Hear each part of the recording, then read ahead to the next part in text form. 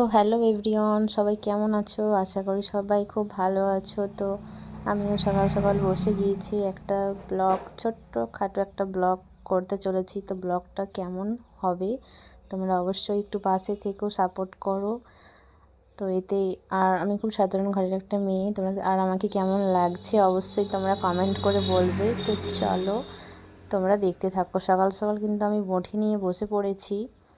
দেখো এখানে কিন্তু আম নিয়ে বসে গেছি, আমগুলো কাটবো। তো চলো, মাত্র 4টা আম নিয়েছি, 4টা আম নিয়ে বসে গেছি, সকাল সকাল আমগুলো কাটবো। দেখতে পেয়েছো আচার বানাবো, কি আচার করব তোমাদের সাথে পরের নেক্সট ভিডিওতে শেয়ার করছি।